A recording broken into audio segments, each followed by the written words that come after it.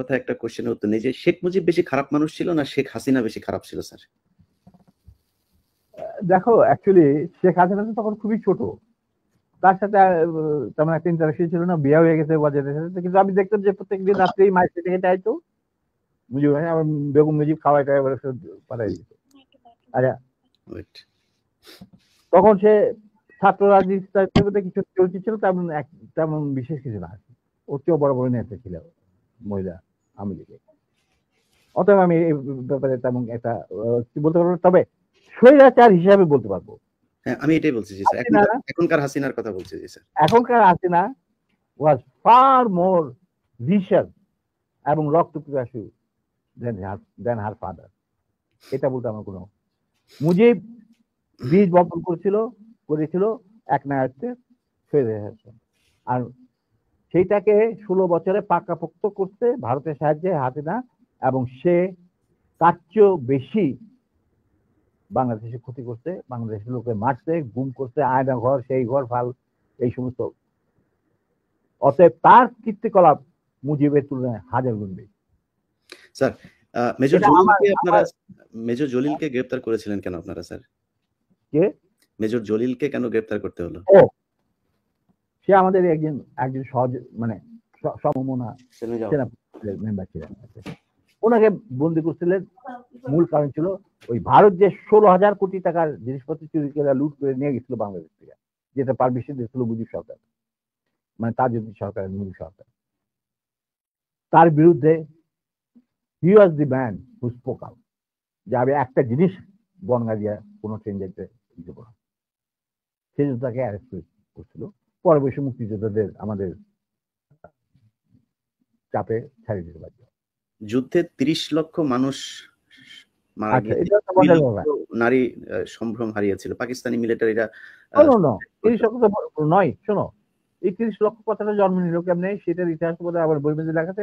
আমি তোমাকে আবার স্মরণ করার জন্য তোমার ছোটদের বলছি, মুজিব যখন ইংল্যান্ড মানে লন্ডন হয়ে ইন্ডিয়া হয়ে বাংলাদেশে আসবে, লন্ডনে উনি কয়েক ঘন্টা যাত্রা বিরতি করেছিলেন, এগুলি সব অর্গানাইজ করেছিল পাকিস্তান সরকার। তখন তার সাথে দেখা করতে যায় সিরাজ ভাই, বিবিসির বাংলা বিভাগের হেড, আর বাংলাদেশের মিশনের ইনচার্জ রেজাইল করি, ফরেন মিনিস্ট্রি অফিসার, যার সাথে আমিও চাকরি করছি কিছুদিন, ওনার সাথে আমার জানাশোনা আছে। এই দুজন মুজিবুর রহমানের কাছে যায়, ক্যারিজ হোটেলে নিয়ে তারা সবাই বিরতি মানে যত ঘন্টা রেস্ট। তখন মুজিব তাদেরকে জিজ্ঞেস করে, এটা আমাকে সিরাজ ভাই নিজে বলে দেবে, সিরাজ ভাইয়ের সাথে আমার একটা ঘনিষ্ঠতা ছিল আগে থেকে, যখন আমি ছাত্র জীবন ছিলাম। তখন উনি বাংলা বিভাগের ইনচার্জ ডেভিড ফ্রস্ট আসছে মুজিবের ইন্টারভিউ নেওয়ার জন্য। তো মুজিব তখন সিরাজ ভাই আর এই রেজাইল করিম সাহেবকে আলাদা ডেকে নিয়ে জিজ্ঞেস করতেছে যে সত্যি কি বাংলাদেশ স্বাধীন হয়েছে নাকি আমাদের কোথাও নিয়ে মাইর ফালানোর বন্দোবস্ত করা হয়েছে। তখন সিরাজ ভাই ওনাকে বললেন, স্যার মুজিব ভাই, বাংলাদেশ স্বাধীন হয়েছে, আপনি যাইতেছেন as a prime minister of Bangladesh, কিন্তু আপনি ইন্ডিয়া হয়ে যাচ্ছেন কেন সেটা আমরা বলতে পারবো না, এটা আপনার সিদ্ধান্ত। তখন বলছি ক্ষয়ক্ষতি, তখন তো ইন্টারভিউ নিব, তো ক্ষয়ক্ষতি কত? যে সবকিছু মিলে প্রায় 3 লক্ষর মতো। 3 লক্ষ, এখন 3 লক্ষরে। তারপরে সিরাজ ভাই যে পরে আমাকে বলছেন যে আমি কোনোদিন ভাবতে পারি না যে মুজিব ইংরাজিতে ডেভিড ফ্রস্টের সাথে কথা বলবেন, আমরা বলছি যে উনি বাংলাতে কথা বলবেন। ডেভিড ফ্রস্ট পরে তর্জমা করে নেবে। যখন ইন্টারভিউ নিতে ছিল তখন David frost asked this question, what do you think is the losses of life in this so-called freedom during this freedom struggle? Mujib বললো 3 মিলিয়ন। 3 লক্ষরে বানায় ফেলাইলো 3 মিলিয়ন। ওইখান থেকে যে রেকর্ড বাজার শুরু হইলো 3 মিলিয়ন, ওই 3 মিলিয়ন চলতেই আছে।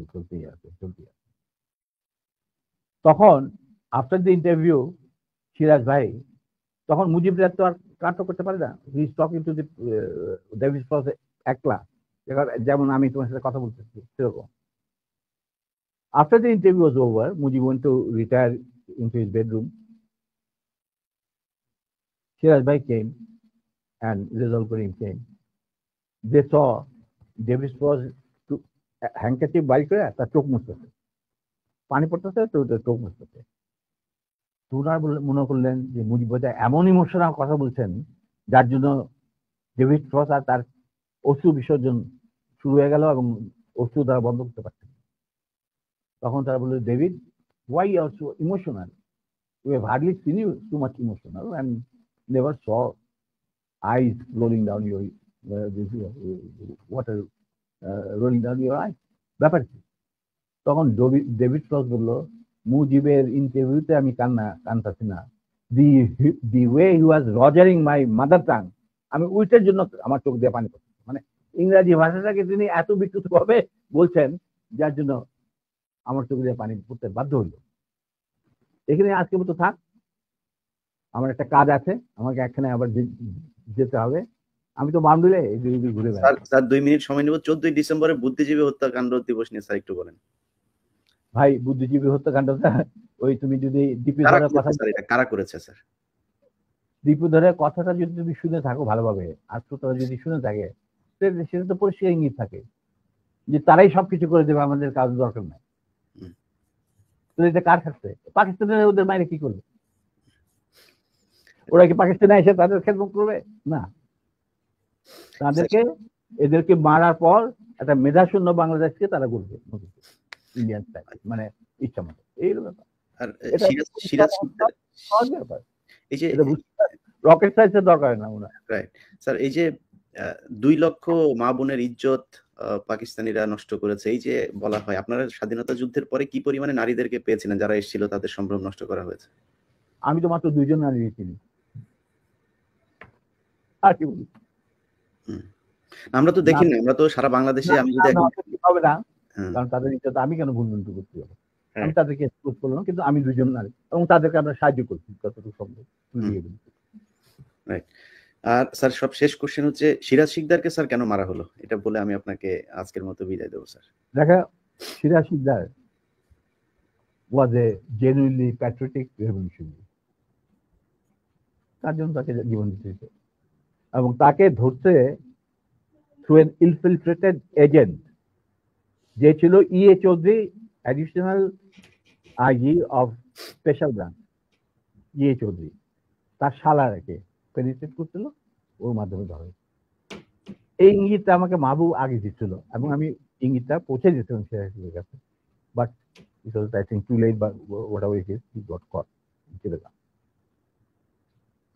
স্যার মাঝখানে একটু বোধহয় অসুস্থ যাচ্ছে আপনার শরীর। এর আগে 2-3 বছর আগেও আপনার মাসেল টাসেল একদম 6 প্যাক টেক ছিল। শরীর কেমন স্যার? আপনাকে জিজ্ঞেস করা হয়নি। আলহামদুলিল্লাহ। দেখো, তোমার সাথে কথা বলতেছি, তুমি আমারে দেখতেছো, সবাই দেখতেছো। নিম্মি ভাবি কেমন আছে? আমাদের সবার প্রিয় ভাবি। না, উনি বেঁচে নাই, উনাকে আল্লাহ নিয়ে গেছে। ও, উনি নাই না? আচ্ছা। ও হ্যাঁ। এবং উনি মারা গেলেন কত বছর? প্রায় 1905 সালে মারা গেছে। 2005? হ্যাঁ, কারণ she was not allowed to take any treatment. She was under house arrest. 1996 মধ্যখানে খালেদা জিয়া ক্ষমতা এসেও তার পাসপোর্টটা দেয় নাই। Then when she was free, he fought legal battle and got her passport. কোনো ইয়া করে না, তো সমত করে না। যদিও আমার সাথে কি ওয়ান্টেড টু ডু দ্যাট, যে ম্যাডামের সাথে একবার দেখা, আমি ম্যাডামের সাথে দেখা করবো। যাই হোক, legally got it back, she got it back. তখন it was the 4th stage of cancer. তো যখন তোমার 4th স্টেজে ক্যান্সার চলে যায়, তখন সেই যুগে কোন কিছু করতে পারে। আমি অনেক জ্ঞান নিয়ে গেছি, কি করতে পারি। যাক, প্রিয় দর্শক, মেজর আমাদের প্রিয় এই জাতির সূর্য সন্তান ডালিম, আপনাকে অসংখ্য ধন্যবাদ।